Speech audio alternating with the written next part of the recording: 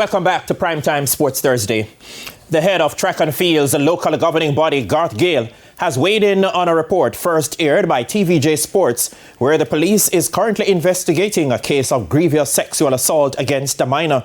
As Keon Rayner reports, the J3As is about to put in place steps to prevent similar cases in the future. President of the J3As, Garth Gale, says plans are being worked on to institute a coaching certification program to safeguard athletes and officials from being sexually or physically abused.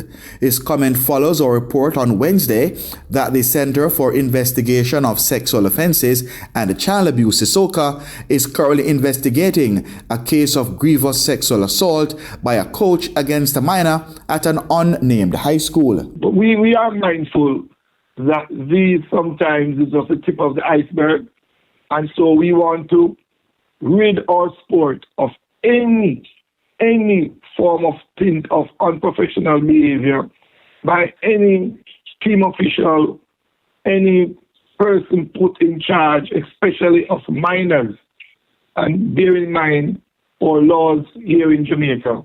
And so we are going to do our best to begin the regularization and regulation of our coaches here in Jamaica. The Canada-based sports law attorney Dr. Emir Crown agrees with the J3As taking the first step, but wants more to be done in the area of safe sport.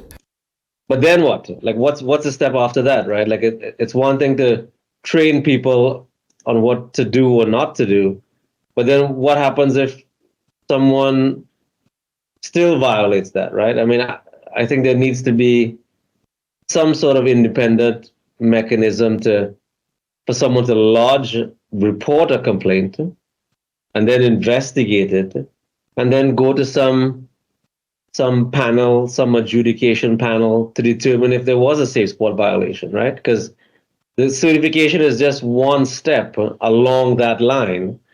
Otherwise, with all due respect, it's just window dressing.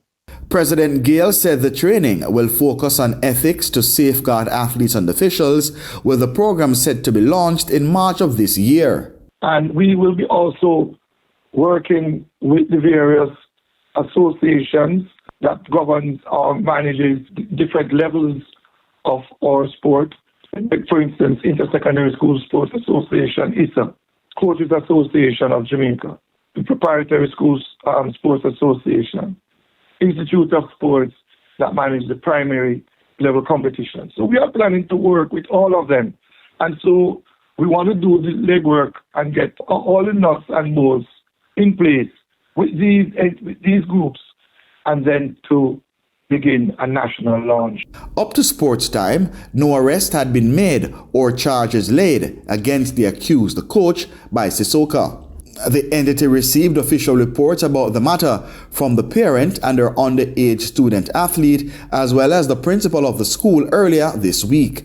Keon Rayner reporting for TVJ Sports. Now with